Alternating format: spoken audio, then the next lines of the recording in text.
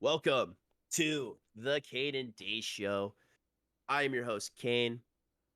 You can find me at my socials at Twitter at Killing Kane, YouTube at Killing Kane, and Twitch at Killing Kane. And I'm gonna kick it over to Day. He'll introduce himself, give his socials, and then we'll get into the nitty gritty. Yeah, my name's Day. You can find me at Realdaygaming for Twitch, Twitter, or not Twitter, YouTube and TikTok, and then my Twitter is Realdaygaming1. All right, so let's start it. I'll let you take the reins here. It's a big day for So, not just baseball, but for all sports with Jackie Robinson Day. yeah, absolutely. Like you said, it's not just baseball. Obviously, he played baseball, but he was a Right. multi-sport athlete at UCLA, which he was an incredible athlete. He was good at anything he did. Yep. Obviously breaking the color barrier. Yep, that's what I was just about to say.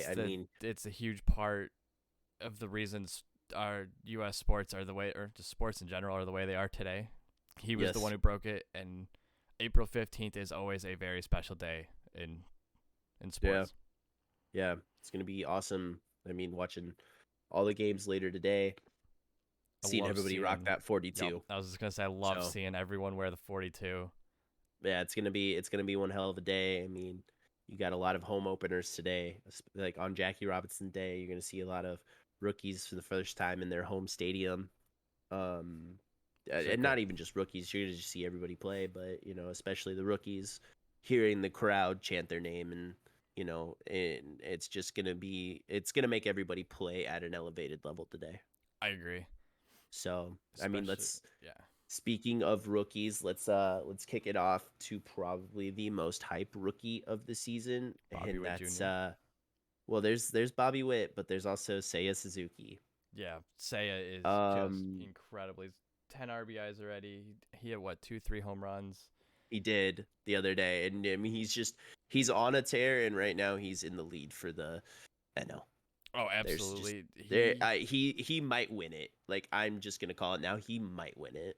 I think he is adjusting faster than me personally I expected, because I Mhm. guess I've said before that couple of 3-4 ticks faster on the fastball here in the States compared to Japan is a Right? struggle for some people, like with Sasuga.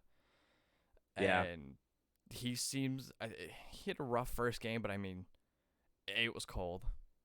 Right. The But then he kind weather. of It's Corbin Burns on the mound. He had a great year he last year. did he did get his first base hit in that game, Right. which hats off to him. Yeah, because Nico scored Super, him with the home run. yeah, super like awesome to see these guys like get their first hits, and not to Yeah. mention, first home runs, like like another guy, Spencer Torkelson. He He had a got his rough first start. hit. He had a He did rough have a start rough to the start. first that series against what's it called? That series again. Oh God, I'm already blanking on who they played. LOL. Oh boy. Austin? No, that was this past week. Why am I blanking on who they played? Hold on, I got you. He struggled to He hit the did. He ball. did. He had 6 No strikeouts. Chicago. They played the White games. Sox. I don't know how I Yeah. forgot them playing the White Sox. So he struggled a little bit, kind of first week jitters, especially you're playing at home for Mhm. especially at your opening day. You're on the squad. You're the starting first baseman for the team. You're what, number 3 on the prospect Mhm. pipeline. You got a lot of weight to carry with that. Like I want to say burden, kind of, because it's scary. Well, it is It's because he was scary for also the these number young 1 guys. pick.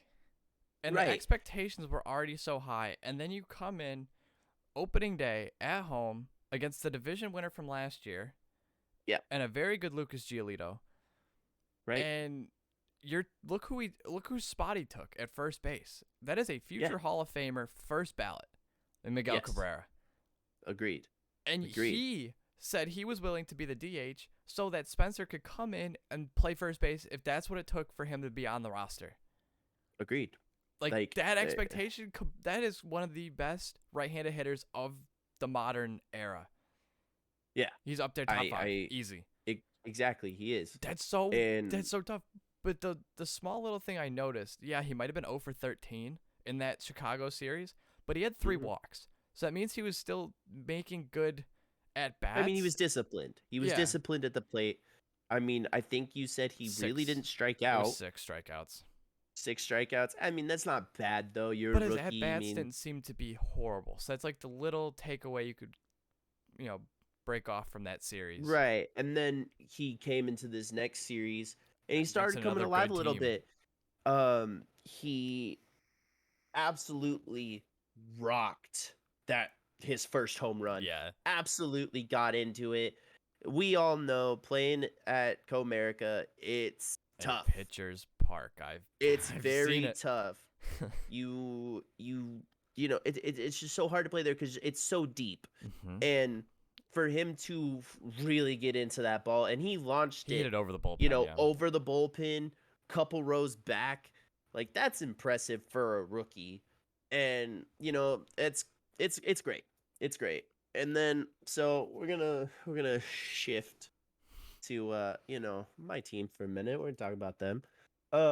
J-Rod got his first hit against the Minnesota Twins. He's still which struggling, though. He is very much struggling. Which is sad to see, honestly. But it's not like, I wouldn't really panic too much. I'm not either. I'll break it down just a little bit from what I've seen because I've watched every game so far. So that hit he got, his first hit, amazing. He roped it to left center, got a double. Adam Frazier knocks him in. Ty France knocks him in. Mariners win the game. It was awesome. Such a good feeling for him, especially because he was contributing in the, 8th or 9th inning. And, hats off to him. J-Rod just has the jitters. Yeah. I'm going to say that now. He's got the jitters. He's striking out a lot. He's really striking out a lot. I have the stats pulled up. In the last series against the White Sox, started to kind of feel a little bit more comfortable at the plate from what I saw. I think he got like 2 hits yesterday. Or a hit. Here it says he's 2 for 21 and 12 strikeouts. Okay, so we got a hit. And another guy who's kind of in his like 1.5 season with JK, Jared Kelenic. He's also struggling. So you hate to see these young guys, especially on a really hyped up Mariners squad, to be struggling as much as they are. At least from someone who's not from that Seattle area, Kelenic struggling to start this season would concern me. Because he struggled when he got called up. They sent him back down. And he came back disciplined, kind of. He did. But to be 3 for 19, 9 strikeouts, 2 walks. One of my things is... he's got 1 home run, sorry. He did blast that home run yesterday. That's scary. Like, J-Rod, you can either send him back down like you did with Kelenic, or, I don't know. There's a little bit more concern with Kelenic. Here's my thought on it, is that, yes, I think it's some of the lockout, because you're training, but you're not doing things as a team, and it's kind of like the extra 2-3 weeks of live pitching that they would for spring training. Right. I mean, he came alive at the end of spring training, which was great. J-Rod played great in spring training, but once spring training is done, it's a different animal, and this is the first time they're both on an opening day roster.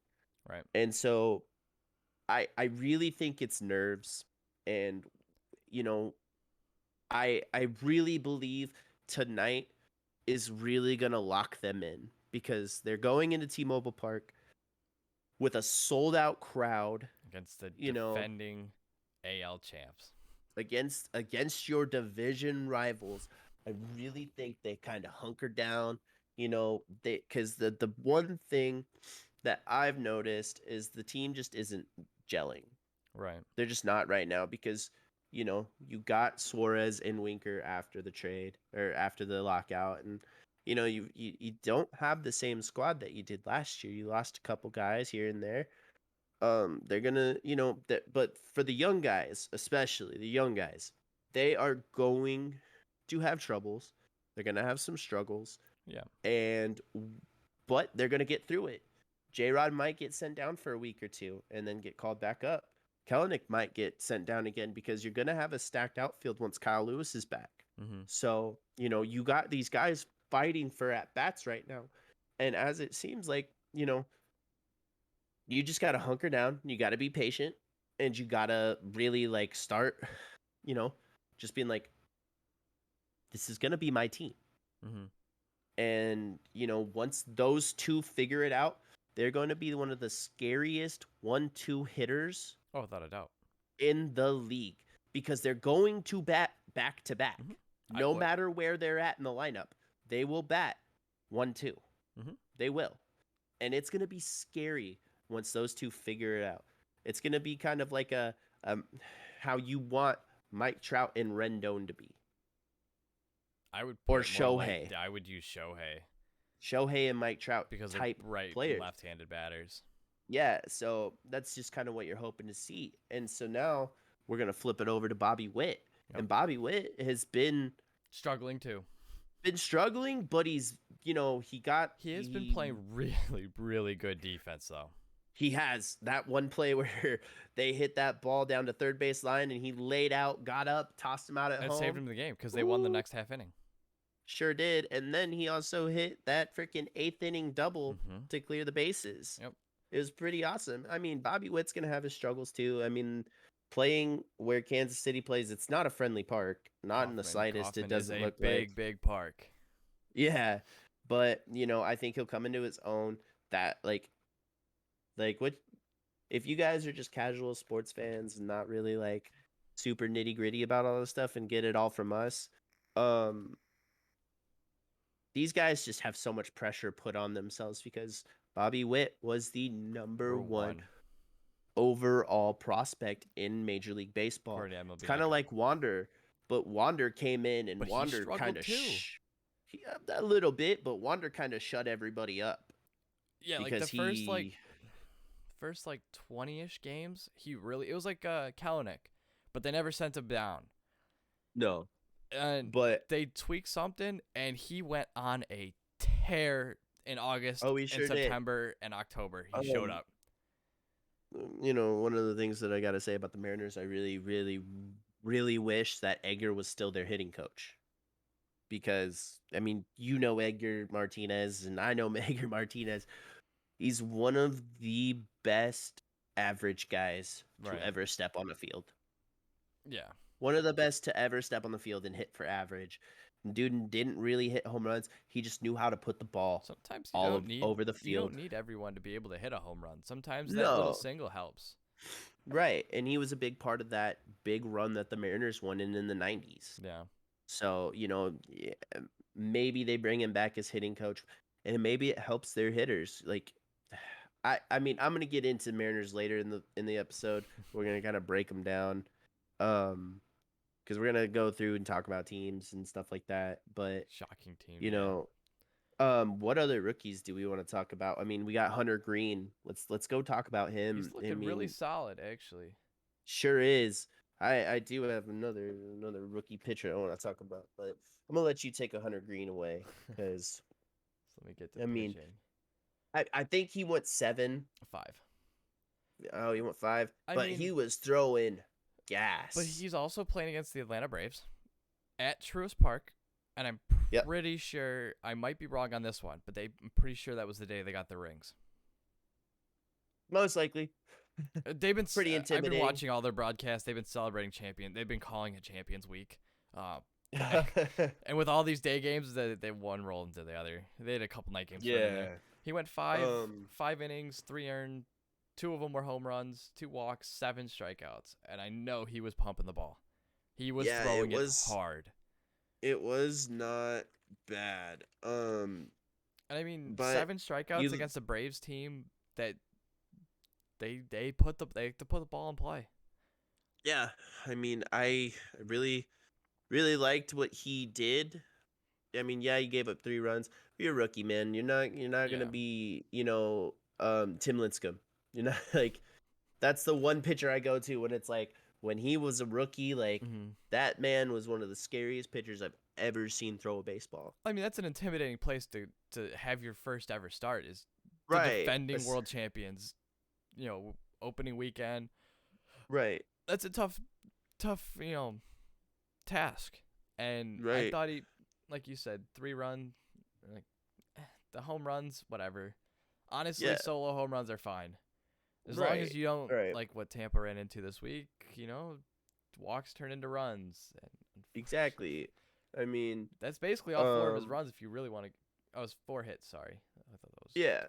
So, it's And he got the early in the win. season. He So got the that's win. good. I mean, it's early in the Yeah. season. These guys are going to progress and progress and progress. And, another rookie pitcher that kind of, he got the loss, but he did really well in his debut, and that was Seattle's Matt Brash.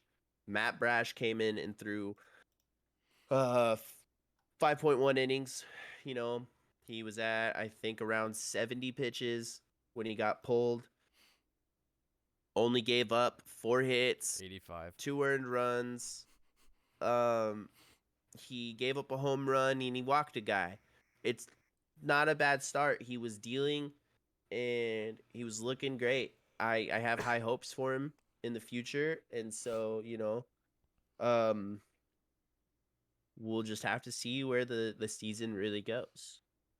Yeah, and what was the weather like in Chicago that day? It was super fucking windy. Welcome to the Midwest in April. Yeah, You don't know what you're gonna get. Could it be was beautiful, terrible. like it was on Wednesday here, or it could be Oh, like it today, was rainy it and was so 45. it was so bad. I felt pain in every fiber of my being watching And you that weren't game. even there. No, I felt pain. I mean, we made errors. The ball would be popped up right to a guy standing under it, and he'd have to run fucking 30 feet to his left or right to go catch it. Yeah, It like I was was not telling you great. that day I was watching the night Robbie Ray pitched. I caught the 8th and 9th inning of that game, and Yasmani missed. He just whiffed the ball.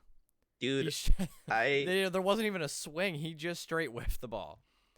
it was so ridiculous that during that downpour when he was pitching, he added 3 pounds of mud I believe it. to his shoes because he could not get his weight transferred to throw a baseball. It was horrendous.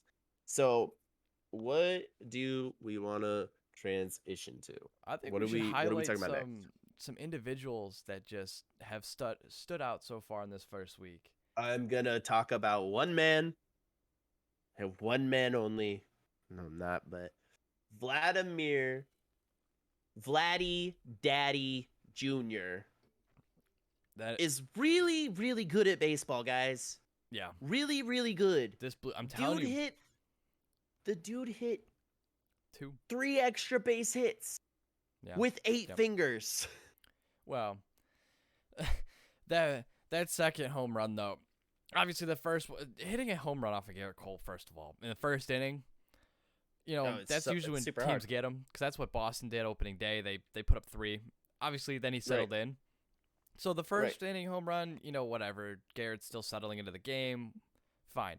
But then he gets his hand stepped on, and then the following inning steps up and hits a 2-run bomb, 98 in off the plate. Yeah, with his fingers still probably bleeding because it was just stepped on. Not to mention he scored all of their runs. He did score all of their runs. He single-handedly beat the Yankees. Wow. I mean, am I wrong? Well, no. On the offensive side, he single-handedly beat the Yankees. Well, but I mean, and the exit velo was just as hard as his first one. They were both ironically both 109.1. Right. And then he goes and has a great deep at bat in his third at bat, and then just flicks a double down the line, down the right field line. Yeah, and gets a double. Even Garrett Cole tipped his hat to him as he's running past him. It sure did, and it was it was just a sign of respect. Like, Oh yeah, you looked at he won the like, battle. if you took to Twitter after that game, you had the likes, like Garrett Cole tweeting about, like, I gave him my best stuff and he just kept hitting the ball. I don't know what else to do, really. Like, hats off. Even Aaron Judge, I believe, tweeted saying, really hate that it was against us, us. because I I'm wish I would have really, watched it on TV. yeah, like, that's nutty, dude. That's so nutty that a single guy, like, you know what? He's pissed off because he didn't win, MVP last year. And No, what I heard from the broadcast is he wasn't upset that he didn't win. He understands Shohei had a great year. He was more right, upset that he didn't get a single first place vote. He didn't get yeah. one. That's what he was more mad about. I'm not meaning like pissed off in general. It's just like mentality wise, Right. like I'm winning MVP this year. Like, y'all not taking this from me. And I'm Springer the and Chapman I also am the had RBIs in that game. He is. Oh, did they? I mean, Yeah. I thought It was 6-4 but was the still, final. Vladdy's Oh yeah, Vladdy's crazy. And then I don't know what you're gonna have to help me with the last name because I know I can't say it and I'm not gonna butcher it. Okay.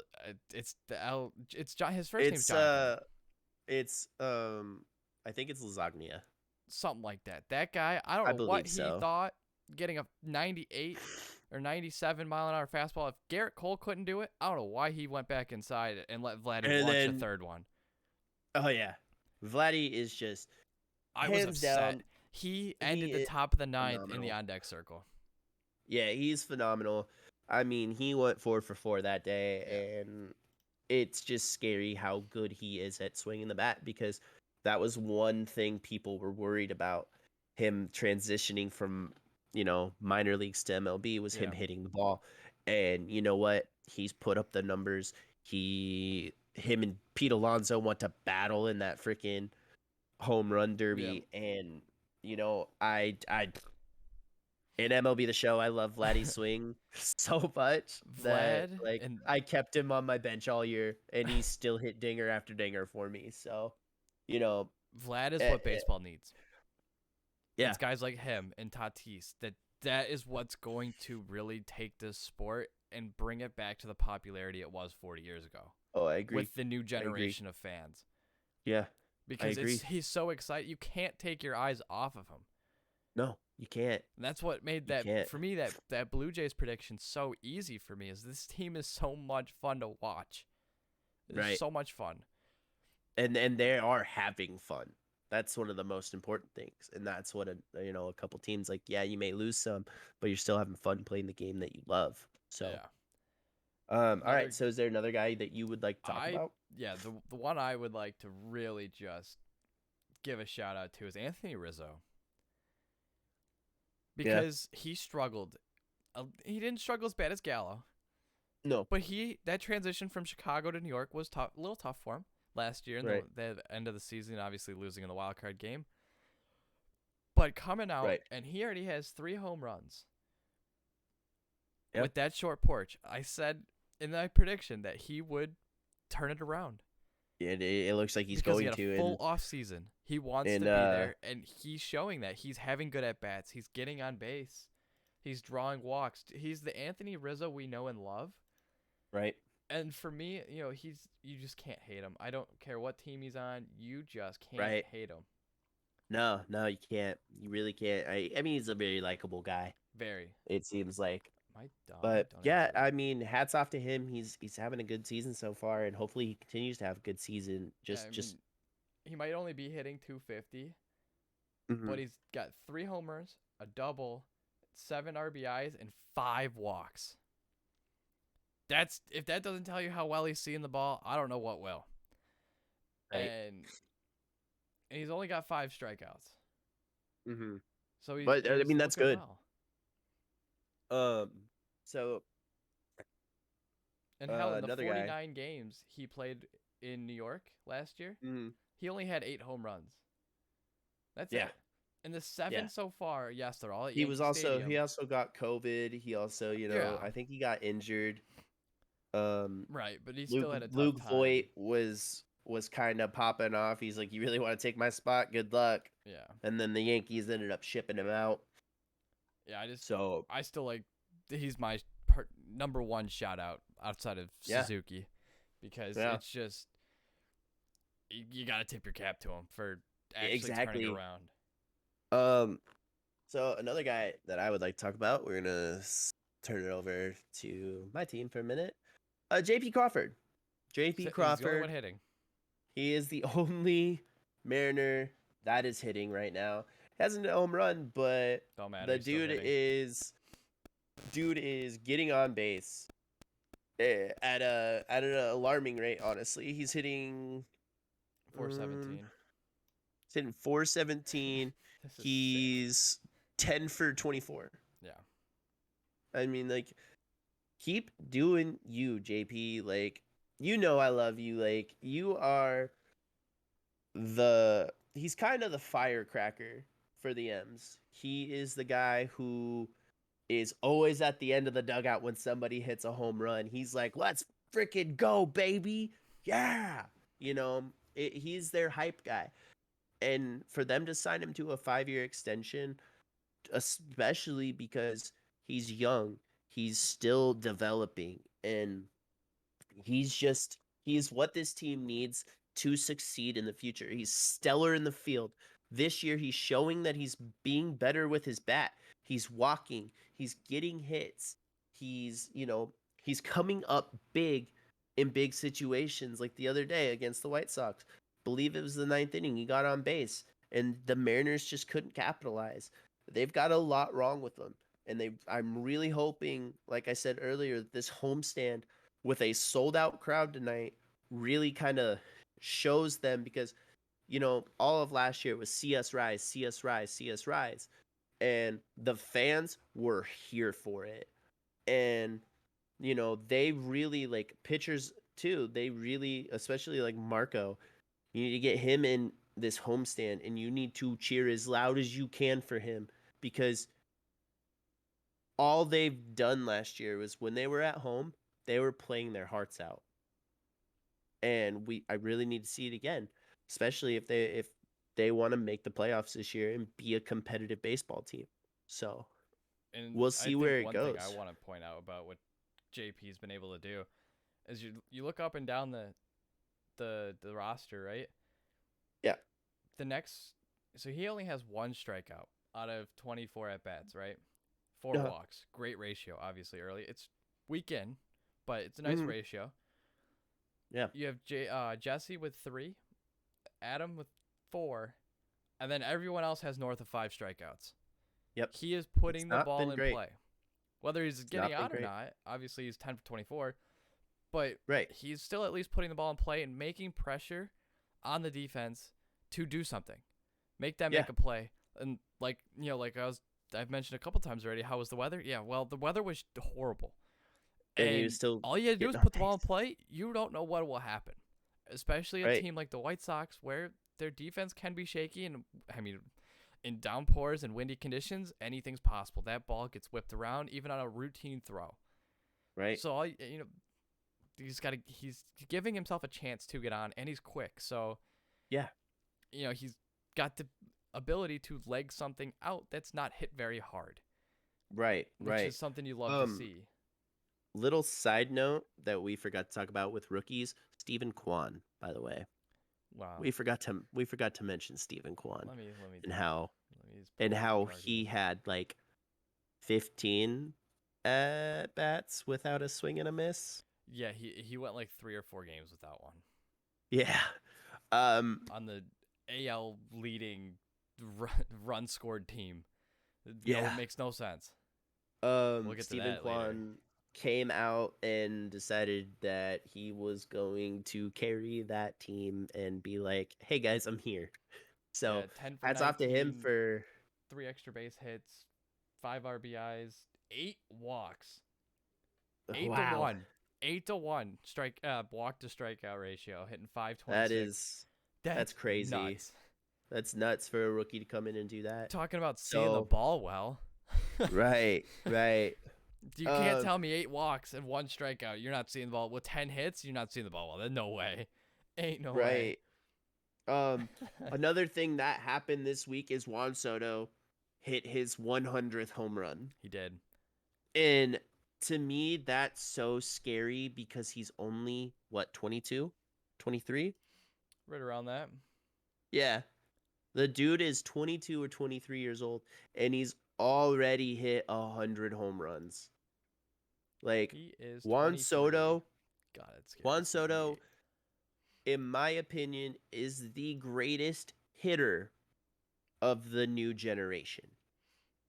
Even though he's not off to a horrible start. He is going, like, in all honesty, Juan Soto will be the next Nelson Cruz. Just left-handed. Yes. And he will only get better with age. Mm-hmm. And look who his because teammate is. Because let's see. I'm gonna give him like 2 or 3 more years in the field, and then he's just gonna be like, you know what? Just let me hit dingers. I think that'd be really interesting because his defense isn't fantastic by any stretch of the imagination. No, like my big thing about him, right, is not the fastest guy. Not the like I know he plays left. He's not the fastest guy. Doesn't have the greatest arm. Doesn't have the greatest glove. So, especially with universal DH, if you're going to stick in the National League, like, why not just transition? Because guess what? It doesn't matter. If you hit the way you've hit the last couple of years, guess what? You're going to take injury most likely out of the scenario if you become a DH, because all you're doing is run the bases. Right. And yes, unfortunate things happen when you run the bases. Like Byron Buxton. We'll get into that one too. Right. But one of the big things is that he will transition seamlessly into a DH position, because guess what? All you got to do is swing a bat. I mean, second. It's what he's second, third, don't matter. It's what he's best at. Mm-hmm. And in my opinion, he will be a first ballot guy when it's all said and done. I hope so. I really like Juan Soto. He's another one of those guys that you could throw in with Vladdy and Tatis. That I think he is the guy. I hope that's true. He won a championship at 20 years old. Yep. And you know what? Now.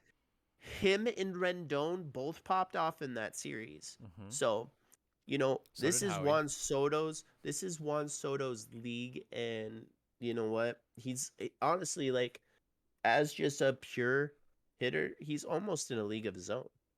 He's getting to that point where he's just starting to the years are starting to stack to where it's starting to be consistent. And I can't say it. Hold on. I'll be right back. I'm so sorry.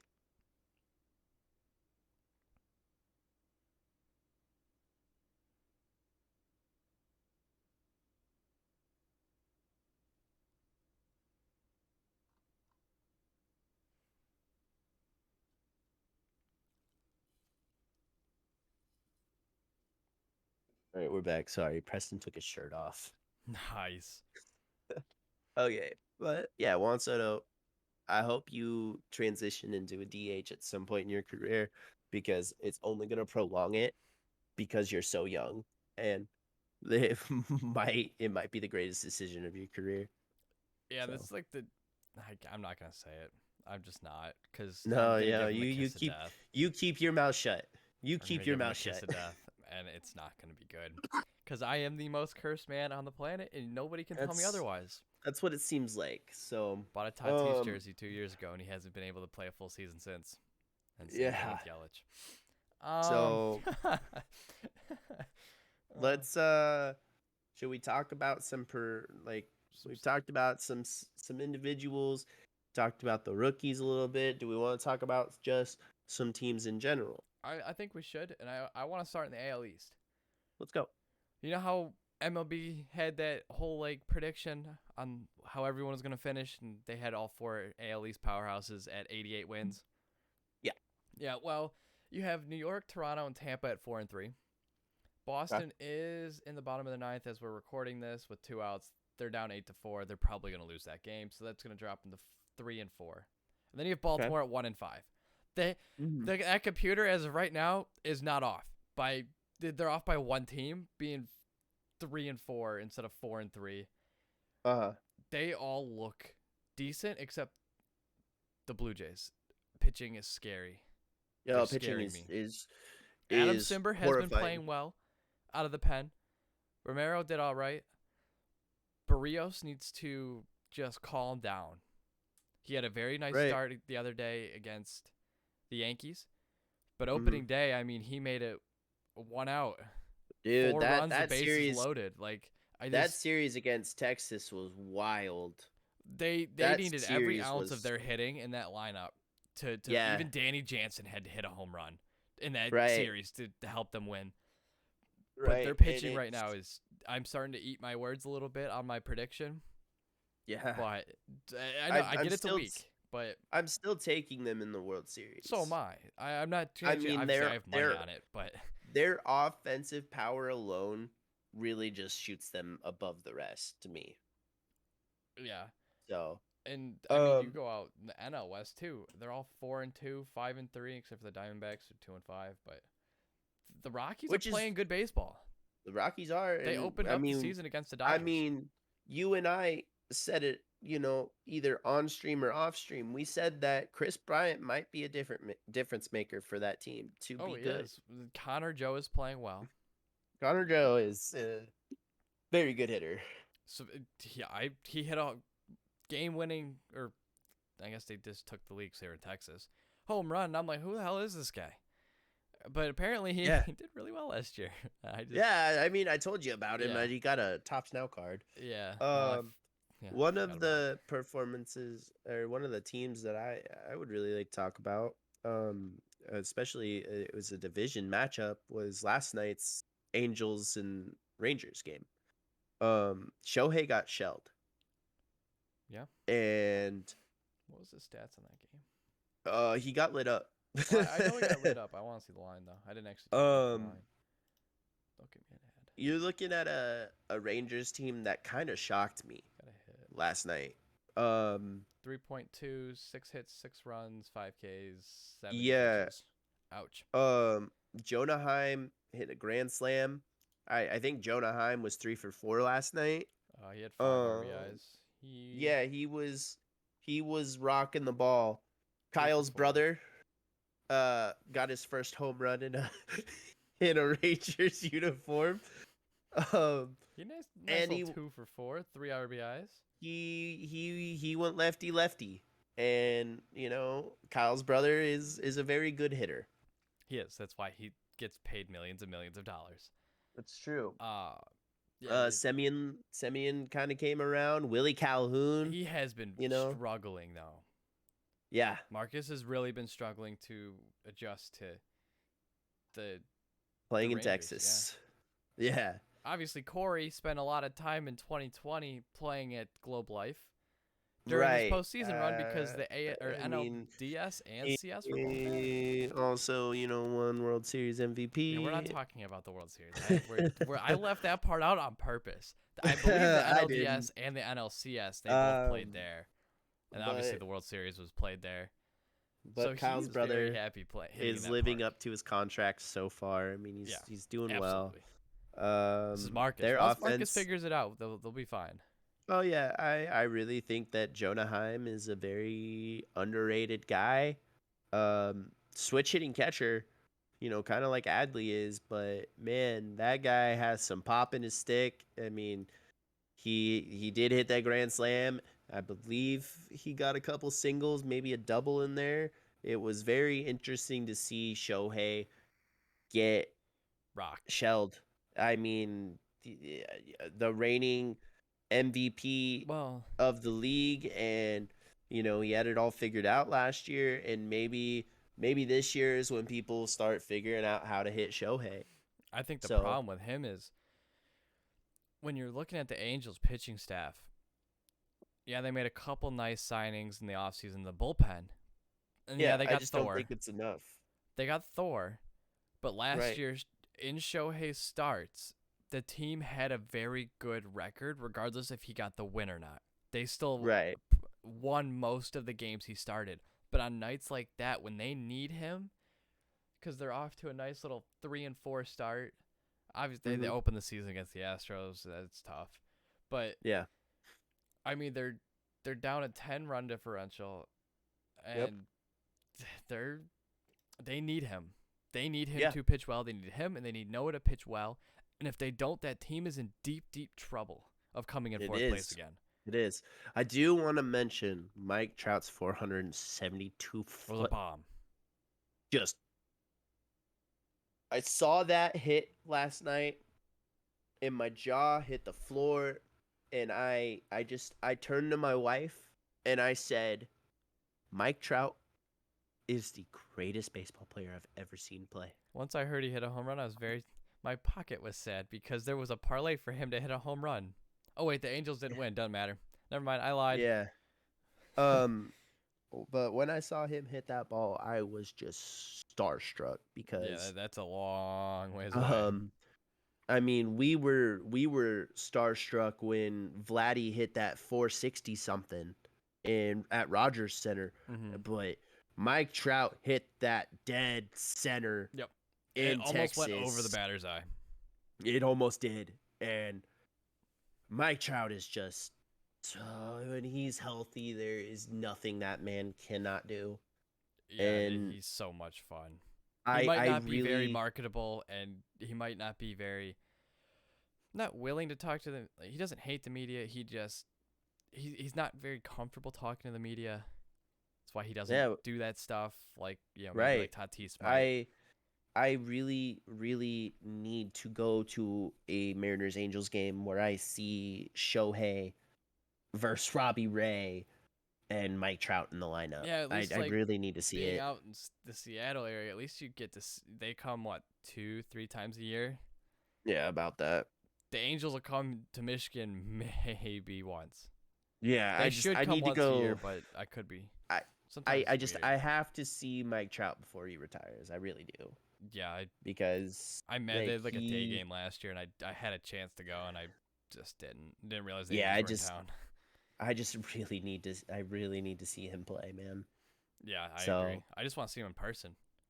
Yeah, is there anything else we want to kind of bring up? I want to highlight and apologize. I want to formally apologize to all athletic fans. I didn't mean to call them the Las Vegas Athletics. They are the Oakland Athletics. They play at the Coliseum. Hey guys, I want to let you in on a little secret.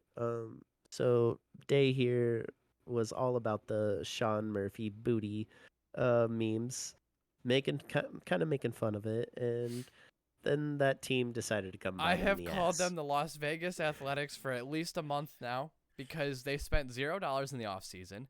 And they just don't want to win. And then I like I said, I'm the most cursed man out here. They absolutely shelled. They should have swept them. If Manuel didn't hit that walk-off and they didn't tie it late in the game, they should have been swept. Exactly. They should have. I missed the first inning of all 3 of their losses, right? Every time I turned it on in the second inning, they're down 3-0. Yeah. I'm like, what happened? And then I find out walk, home run. I'm like, oh, of course. And it's guys like Jed Lowry. It was weird guys that I know very little about. Jed Lowry obviously is a bigger name, but right, like McKinney. I mean, Sheldon News. Yeah, I keep wanting to call him Nurse. It looks like Nurse, but it's Sheldon News looked like he had a really good series. Yeah, he did. Except hitting he did. Defense, he had about 3 errors, 2 or 3 errors. Yeah. That cost him a couple runs, but but with Tampa, it's so tough right now because they have so many guys on IL, and they're called. Literally, I swear, every game in that all 3 of those losses, they had a guy making their major league debut, because they just don't have the arms. Like Phoenix pitched yesterday. That was his debut. Garza Jr. gave up 5. That was his debut. I wanted him to give up 10 at that point. I thought McClanahan. I thought he was pitching really good, and then he pitched good, but his pitch count was high. Yeah, and then he just started getting rocked. He was getting tired. But I want to give the A's credit though, because they I mean, it scares me as a Mariners fan, of course. They're scoring. Seeing the Texas and Oakland both scoring. Yeah, Oakland was number 2 in runs scored for the first week in the AL. Yeah, and you know who was number 1? The Cleveland Guardians. Like Yeah, what? They're first right Steven now. They're Kwan. 4-2. I just don't get it. I mean, they signed they signed J Ram back Yep. to an Nice little extension, 7-year extension. which is good. I mean, Yeah, you he guys wanted to shipped stay out, there. yeah, He which made it is very clear. shocking. Which is shocking, especially since they traded everybody pretty Yeah, much of prominence away. but when you're, you know, raised through an org and an org that has given so much to him, and Right. you could see he appreciates everything that they do for him, whether Like, honestly, I still wish Lindor was on the Guardians yeah, because watching them too, I mean, they were best friends. right. And they were one of the main reasons that the Guardians were such a prominent playoff team. And annoying. They're And like they're the pitching. Cardinals of the AL. They're just annoying in the Yeah. playoffs. And, like, hats off to Cleveland for jumping off to such a hard start. And yeah, and Steven nice little and plus Steven 23. Kwan just He came out of nowhere. coming out of left field, Kind of like honestly. Trevor's story from a handful of years ago. Remember when Right, he got when off he- that when he stupid got hot start? When he got called up, yeah. Yeah, right when I he got do. called up. He's on a tear for no reason. Right. I think Steven's And stretch is a little bit more impressive than Trevor's, Yeah. but it's very similar in the way that this Yeah. came out of nowhere. Yeah, like one of 4-2, like that, they're off to a great start. Obviously, we said they might be a third place team. yeah. And I mean, they might prove us wrong. We just got to see how they They play. might prove us wrong. They're on track. One of the teams that I want to, or one of the players at least I want to talk about from an NL team is Alec Boehm. You know, came out, had that 3-error game, and they were all throwing errors. They were bad. They were very bad. One was at and least missed by then 10 feet to the left, up the line. And I mean, his post-game interview was very poor from what I heard. And I know it's honest. When he said Yeah, I hate and this then- fucking place, yeah, he was being honest. yeah, and But at least he came out openly, didn't just like throw it off or whatever. right, and then he got the booze, and we all The sarcastic. we cheer all the next day. know we all know the whole Philly fans are kind of trash. Well, that's all speculation. I mean, have you seen Eagles fans? Well. But then he came out at bat the next day, kind of, they gave him a standing ovation because, hey, that was the most Philly I've ever seen somebody. I fucking hate this place, and they loved it. They're like, yeah, we fucking hate this place too, like. No, I was watching some live streams earlier. Mhm. He might be the worst statistical defensive third baseman. I mean, it's looking It's like bad. it. It's There to the was a point lot where of hype might when just he be a got called up. There is, but Bryson is a lot better. How has Bryson done? Let's take a gander. It's not noteworthy apparently because I haven't heard anything about him. He's I'll 4 pull for it up, 18, 3 RBIs, terrible. 4 strikeouts, no walks. He's doing all right. That's not terrible. It's just like Witt, Torkelson, Yeah. and J-Rod. They're all right there. It's just not enough live pitching in the off season or the spring training. Yeah. And So you know what? One more thing we forgot. Okay. Mr. Dave Roberts. The Oh. Clayton Kershaw perfect game. Now, Oh my God. Okay. so we have differing opinions on this. We sure freaking do. We sure do. So as a fan of the game, you just like I can see it like as a, from a coaching standpoint, it's like, okay, he's perfect through 7. There's many unwritten rules when it comes to a perfect game. You don't talk 13 about it. strikeouts, by the way. You don't talk about it. Unless you're MLB TV and you openly advertise it on your site. Yeah, you also do not, like, in my opinion, you do not take him out. I know it's the beginning of the year. I know it's the beginning of the year. You're worried about his health. I get that. He's been a very injury-prone pitcher. But you're perfect through 7 with 13 strikeouts and only 80 pitches. You leave him in, and as soon as he gives up a hit, you pull him.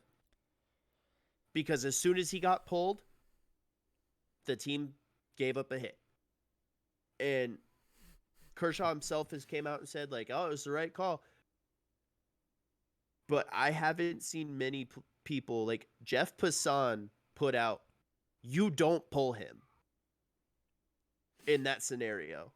You let him taste greatness. There's only been 23 perfect games thrown. One of them was by Felix against the Tampa Bay Rays. Might as well throw in Dallas's no-hitter on Mother's Day while you're at it. Go on. Yeah. But in my opinion, you do not take him out. You do not take him out. Let him taste greatness. One of the elite few that have done it. And the fact that he was straight making them look silly. 13 strikeouts is nothing to bat an eye about, especially in one of your first starts of the year. It was his first you don't take him out. You don't take him out. You just don't. So it's stupid. I feel like Stephen A right now. I'm waiting to go in on this. Go ahead, Stephen. Go ahead. So I think Dave Roberts made the right call. I think Kershaw getting pulled, I'm okay with, because he's at 80 pitches, right? Right. Look at last postseason. What killed him? Their pitching. Yeah. Scherzer with his dead arm. They didn't have Kershaw. They need him in August, September, and October, right? He has not been there. And honestly, he wasn't. He missed a lot of games in 20 as well with injury, right? Right. He had a strict pitch count. I also believe if the spring training was 2 weeks longer because without a lockout, I think he stays in that game because he had those extra 2 to 3 starts that everyone didn't get in spring training. So with him being at 80 pitches, and even he said he was starting, he knew it was time to come out. That's why he didn't fight for it, and that's a problem. Because if he wasn't willing to fight to stay in the game, you don't want to put him back on the mound because he's probably going to blow the game anyway. Or blow the perfect game. And I understand, like, there's only been 23 out of 220,000 games that have been played. I understand. Yeah. Perfect games are rare. They're right there with the 4 home run games. I get it. But they pushed back his first start. That was his first start. And they pushed it back 3 days to make sure he was fully ready to go because I believe he had some discomfort in spring training. Or something to where they pushed his to make sure he was 100%. And being at 80 pitches, I get it. 7 full perfect innings. I get it. Logically, I can accept that they took him out. And one of the biggest things about it is I didn't see anything about a perfect game until they took him out. Well, it's because ESPN stopped caring about baseball, but that's a different topic for a different day. Right. But I'm pretty sure their last baseball post was the Dodgers being eliminated from the playoffs. I could be wrong. But MLB TV, because I have the MLB TV app. They had it up on the desktop version. It said perfect game. Yeah, I mean, I didn't get it until they took him out because I was at work. Right. But as a fan, I get of it. The game, it's like I just want to see it. I want to see one this year. Sorry, hate's a strong word. I dislike Clayton Kershaw, and I dislike the Los Angeles Dodgers. But would it have been cool to see a perfect game? Yeah, it would have. A perfect game is a special day, especially opening week. Like, that would have been the cherry on top. I get it. But logically, they need him in the last half of the year. Of course. And considering how many no-nos were thrown last year, there's a lot. What, 6 or 7, something like that. Yeah, that's Spencer a lot. Turnbull, I remember that one. Oh yeah, me too. I sure do. Yeah, I remember that one. But as there was a lot of no-nos thrown last year, and there really hasn't again, the shortened spring training has hindered a lot of pitchers on how long they go. And Right, because like when a lot of the broadcasts have been talking about it. It's been multiple broadcast teams that have been talking about how everyone's about 2 to 3 starts away. Everyone in the league, I don't care if you're Max Scherzer or the 5th starter for the Tigers. I don't really care. They're all on pitch counts in some capacity. Obviously, some are higher than others. Right. And, guys like Robbie Ray are allowed to go 90-some pitches opening day. But I really wish he had a walk. Just one. Mm-hmm. And it wasn't a perfect game, and it was a no-hitter because he's thrown 2. I believe so. And that was in 19? I know one was against the Cubs. But when Clayton Kershaw is healthy, when he's healthy, he's one of the best. He's one of the best pitchers in the league, and he's been that way for his whole career. Year in and year out, ever since he started with the Great Lakes Loons. Shout out to that. Yeah, he pitched where I worked. This wouldn't even be a topic of discussion had he had one walk. Right. Because he has thrown perfect no hitters before. It's opening day for him. First start of the year. That's as perfect as you're gonna get. 1 walk, 13 strikeouts, and 7 innings of 7 innings of work. That would have made it so much better if he would have stayed in and thrown a perfect. There would never have been a huge discussion over it had he just been a no hitter. But the fact that it was a perfect game, it really. And the fact that his bullpen couldn't keep it going. They didn't put in their best guys. Let's be honest. They put in actually, he pitched well in the playoffs. At this point, you might as well just fucking keep going, right? A combined perfect game. Why the heck not? Yeah, I don't know who pitched the night before or the day before, but Vesia was not the move. Let's be honest. It just makes me irritated. Like I get it, right? He's older. You don't want to really strain him because he is one of your key guys. You need him and you need Walker to be lights out. I don't understand. So the order was Polanco, Sanchez, Kepler in the bottom of the 8th.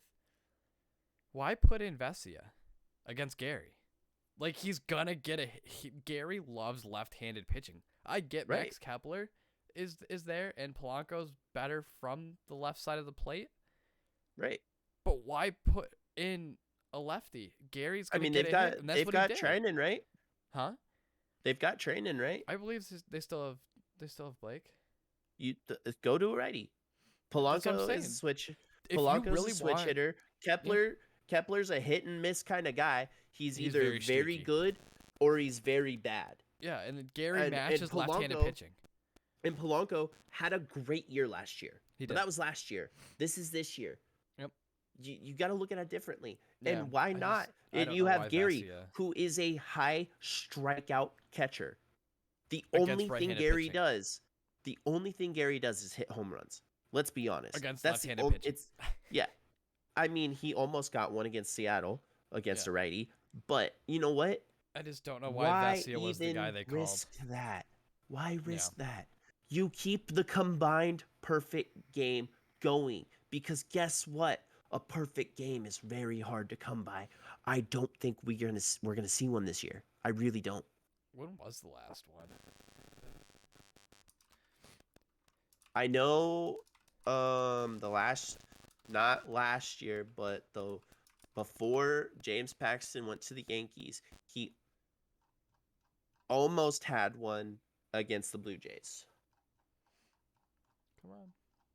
My mouse won't scroll fast enough. Oh, the last one was Felix. And the stat correction, there's only been 21. Oh, I read a tweet. That's my bad. I mean, so it was Felix in 2012. That's a long time. And followed before that 10 was Matt Cain years. Also in 2012. That's 10 years since a perfect game has been thrown. I mean, there was 3 in 2012. That's crazy. That one was under 100 pitches. What the fuck? I think that was the perfect thing to end on. I think so. because I see what you we did got there. we got kind of heated in that. I mean, Well, because like I said, that was a good debate. we were very. I knew that's why we didn't talk about it when it happened, and we saved our. Especially once we found out we had different opinions, we saved the entire conversation for today, as opposed to Right. having it a couple days ago when it happened. Oh yeah, I was just heated when they Because pulled him. I was like, that's we didn't ridiculous. pre-talk about it. No, not at all. But anyway, guys, thank you for listening. Thank you for watching. If you got any feedback or just want to chop some shop, like leave a comment on YouTube. Hit Love us the up on feedback. Twitter. Yeah, we love feedback. I mean, it, you guys are gonna help us get better at this. And if you have anything or questions or anything, like hit us up on Twitter. Love talking baseball. Leave a comment on our YouTube, and we'll go from there. And we want to thank you guys. Happy Jackie Robinson Day. Absolutely. I hope everybody plays out of their mind today. That'd be awesome. But until next time, guys. I'm pretty sure the next one's gonna be a fun one. We got a lot of research to do. Oh, it's the draft. It's we got a lot to study on, talk about, and we're gonna be putting out a mock draft here soon. So, hope you guys have a good one. Enjoy your weekends. Enjoy Happy your weeks. Easter for those who celebrate. Happy Easter. But let's keep trying to bring baseball back, guys. It's, in my opinion, it's the greatest sport that has ever been made.